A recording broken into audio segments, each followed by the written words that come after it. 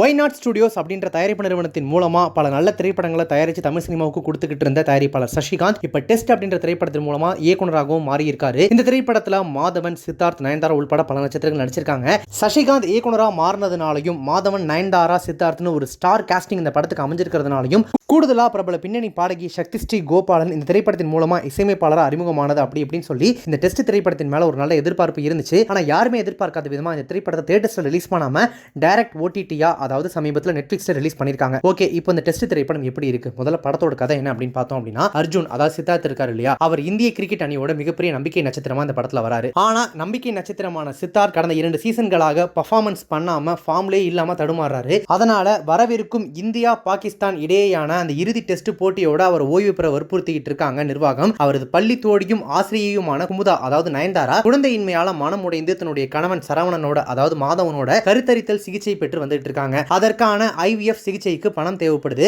அதே நேரத்தில் மனைவியிடம் கேண்டீன் நடத்துவதாக போய் சொல்லி தன்னுடைய புதிய கண்டுபிடிப்பு கனவுக்காக மிக பெரும் தொகையை கடனா வாங்கி இருக்காரு விஞ்ஞானி சரவணன். அந்த கடன் பிரச்சனை அவரை இக்கட்டான சூழலுக்கு இழுத்துட்டு போகுது. இவ்வாறு 3 மனிதர்கள் 3 பல பரீட்சைகள் என விரியும் கதைக்களம் எவ்வாறு ஒரு புள்ளியில இணையுது, இதுல யாரெல்லாம் தேர்ச்சி பெற்றாங்க அப்படின்றதுதான் இந்த டெஸ்ட் திரைப்படத்தினுடைய கதை. ஓகே, கதை பார்த்தாச்சு. இப்ப படத்தில் நடிச்சிருக்கக்கூடிய நடிகர்கள் எப்படி நடிச்சிருக்காங்க அப்படின்னு பாத்தீங்கன்னா, உச்சத்தில் இருக்கக்கூடிய ஒரு கிரிக்கெட் நட்சத்திரத்துக்கான ஆணவம், தோல்வியை ஒப்புக்கொள்ளாத திமிர், தந்தையின் பாசம் என வெவ்வேறு அடுக்குகளை கொண்ட பாத்திரத்தில் சித்தார்த். ஆரம்பத்தில் ஃப்ளூக்ல பேட்டை காத்துல சுத்துற மாதிரி போல தோன்றினாலும் கூட இறுதியில உணர்ச்சிகளை சுழற்றும் இடத்துல பவுண்டரி அடிச்சிருக்காரு. குழந்தையின் மீது பாசத்தை வெளிப்படுத்தும் காட்சிகளையும் ஆரம்ப காட்சிகளையும் சற்றே சாந்தமாக யதார்த்தமான நடிப்பை கொடுத்திருக்காங்க நயன்தாரா. ஆனா போக போக மிகை நடிப்பு மீட்டருக்குள்ள போனது ஏன் அப்படின்றது தெரியல. பல இடங்கள்ல அவங்களது கதாபாத்திரம் என்ன பேச வருது அப்படின்றதே முழுமையா தெரியவே இல்லை. பல இடங்கள்ல கொஞ்சம் ஆக்டிங் ஓவர் ஆக்டிங்காவே ஃபீல் ஆனது உண்மைதான். மாபெரும் கனவை கொண்ட சாதாரண மனிதனுக்கு ஏற்படும் தொடர் சோதனைகள், அதனால உருவாகும் ஆழமான மனப்பிறழ்வு என சவாலானது ஒரு பாத்திரத்தில் நடிகர் மாதவன். முதல் பாதியில தன்னுடைய வேடத்துக்கு ஆழம் சேர்த்தாலும் ஒரு திருப்பத்துக்கு பிறகு தன்னுடைய அதீத மிகை நடிப்பின் மூலமா சோதிக்கவே செய்றாரு. மாஸ்டர் லிரிஷ் ராகவ் ஆதியாக தன்னுடைய பங்கை உணர்வுபூர்வமா செஞ்சிருக்காரு. ஆனா அவர் முதிர்ச்சியாக பேசும் இடங்களை இயக்குனர் திரையாக்கத்தில் இன்னுமே மெருகேற்றி இருக்கலாம். தாயாக சில காட்சிகள்ல மட்டுமே வரக்கூடிய மீரா ஜாஸ்மின் அங்க தனது திறமையை நேர்த்தியா பதிவு பண்ணிருக்காங்க. காளி வெங்கட், ஆடுகள முருகதாஸ் ஆகியோரும் தங்களுடைய பங்களிப்பை சிறப்பா செஞ்சிருக்காங்க. ஓகே, இப்போ டெக்னிக்கலா, அதாவது தொழில்நுட்ப ரீதியாக அந்த டெஸ்ட் திரைப்படம் எப்படி இருக்கு அப்படின்னு கேட்டீங்கன்னா, மைதானத்தோட பரபரப்பையும் பாத்திரங்களின் உள்ளுணர்வையும் நன்றாக படம் பிடிச்சிருக்கு. ஒளிப்பதிவாளர் விராஜ் சிங் கோஹிலின் கேமரா குறிப்பா ஒரு டெஸ்ட் போட்டி நடைபெறுது அப்படின்ற நம்பகத்தன்மையை உறுதி செஞ்சு படத்திற்கு பலம் சேர்த்திருக்கு அவருடைய ஒளிப்பதிவு. ஒளிப்பதிவாளர் போட்ட அந்த எஃபர்ட்டை நியாயமான முறையில் ஒழுங்குபடுத்தி இருக்கு படத்தொகுப்பாளர் DS சுரேஷின் கத்திரி. அதே போல 3 மனிதர்களுடைய அந்த சோதனைகளை ஒரே புள்ளியில் இணைக்கக்கூடிய அந்த கட்டமைப்பை குழப்பமே இல்லாமல் ரொம்ப அழகாக தொகுத்திருக்கு படத்தொகுப்பு. இருந்தாலும் சீரான ஸ்டேஜிங் இல்லாத நறுக்க வேண்டிய காட்சிகளை அப்படியே விட்டுருக்கிறது கண்டிப்பாக டிசப்பாயின்மெண்ட் தான். பதற்றத்தை கூட்டும் வசன காட்சிகளில் ஒலிக்கும் அந்த கரகர பின்னணி இசையில் கவனிக்க வைக்கிறாங்க அறிமுக இசையமைப்பாளரான பிரபல பின்னணி பாடகி சக்தி ஸ்ரீ கோபாலன்.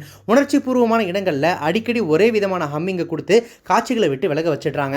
பாடல்கள் பெரிதாக மனதில் நிற்காம படத்தோட ஓட்டத்துக்கு தடையாகுது. கதாபாத்திரங்களின் கட்டமைப்பு, அவர்களின் உளவியல் ரீதியான போராட்டங்கள் ஆகியவற்றை அறிமுகம் செய்த விதம் சிறப்பான தொடக்கத்தை இந்த படத்துக்கு கொடுக்குது. தன்முனைப்பு ஒரு மனிதனை எந்த எல்லைக்கு இழுத்துட்டு போகுது அப்படின்றத ஒரு கிரிக்கெட் போட்டியை மையமா வச்சு சொல்லியிருக்காரு இயக்குனர் சசிகாந்த். இது ஐடியாவாக சிறப்பாக தோன்றினாலும் ஒரு படமாக உருமாறுறதுல தப்ப மேட்டர் சால்ட் வாட்டர் ஆகி இருக்கு அப்படின்னு சொல்லலாம் ஸ்கிரீன்ல. உதாரணமாக கிரிக்கெட் காட்சிகளின் பிரம்மாண்டத்தை தத்ரூபமா கொடுத்திருக்கக்கூடிய ஸ்டேஜிங் சாதாரண உரையாடல் காட்சிகள்ல சுத்தமா மிஸ் ஆகுது. மைய கதாபாத்திரங்களின் உளவியலை ஆழமாக பேசும் எழுத்து அதை உயிர்ப்பிக்கும் நடிப்புல காணாம போகுது. சற்றே பதற்றத்தை கொடுக்கக்கூடிய அந்த கடத்தல் சம்பவத்திற்கு பிறகு திரைக்கதை தந்திருக்க வேண்டிய சுவாரஸ்யமான திருப்பங்களும் படத்துல நிறைய இடத்துல மிஸ்ஸிங். இதனாலேயே படம் ஒரு கட்டத்துக்கு மேல நிஜமாகவே ஒரு டெஸ்ட் போட்டியை பார்க்குற மாதிரியான உணர்வு கொடுக்குது. அது மட்டுமே தான் மிஞ்சுது. பெட்டிங் காட்சிகள், போலீஸ் விசாரணை காட்சிகள் ஆகியவை தர்க்க ரீதியாக கையாளப்படாமல் மிகவும் மேலோட்டமாகவே காட்சிப்படுத்தப்பட்டிருக்கு. அதே போல வீட்டை விட்டு ஓடி வரக்கூடிய சிறுவனை தன்னுடைய வீட்டிற்கு கூட்டி வரும் நயன்தாரா ஏன் போனை சார்ஜ் போட்டு அதை குழந்தையோட தாயார் கிட்ட சொல்லல, குழந்தையின் தாய் புகார் கொடுக்காமலேயே நயன்தாரா ஏன் பள்ளியில இடைநீக்கம் செய்யப்படுறாங்க என பல லாஜிக் ஓட்டிகளும் படத்துல அங்கங்க எட்டி பார்க்குது. கிட்டத்தட்ட 3 கதாபாத்திரங்களுமே சுயநலமாக தன்முனைப்போடு நடந்து கொள்ள கடைசியில் அடிக்கப்பட்ட அந்த சிக்ஸரை யாருக்காக நம்ம கொண்டாடணும் அப்படின்ற ஒரு மிகப்பெரிய கேள்வியோடு தான் இந்த மொத்த படமும் முடியுது. மொத்தத்தில் ஒரு திரைப்படமாக இந்த டெஸ்ட் எப்படி இருக்கு அப்படின்னு கேட்டீங்கன்னா, தொழில்நுட்ப ரீதியாகவும் எழுத்தாகவும் ஒரு உளவியல் பரிசோதனை நடத்தி இருக்கக்கூடிய இந்த டெஸ்ட் சற்றே சுவாரஸ்யமான திரைக்கதை, கதைக்கு தேவையான நடிப்பு ஆகியவற்றையும் பெற்றிருந்தால் எப்படியும் டிரா பண்ண தான் போறோம் அப்படின்னு தெரிஞ்சுக்கிட்டே ஆடப்படும் அந்த போர் அடிக்கக்கூடிய டெஸ்ட் மேட்சா இல்லாம திருவிழாவாக கொண்டாடப்படும் T20 மேட்ச் ஆகி இருக்கும். ஆனா மிஸ் பண்ணிட்டாங்க அப்படின்னு சொல்லலாம். இதை உட்காந்து பார்க்குற அளவு அளவுக்கு ஒர்த்தா அப்படின்னு கேட்டிங்கன்னா, நான் ஆல்ரெடி சொன்ன மாதிரி இந்த திரைப்படம் டைரக்ட் ஓடிடி, அதாவது நெட்ஃப்ளிக்ஸில் வெளியாகி இருக்கு.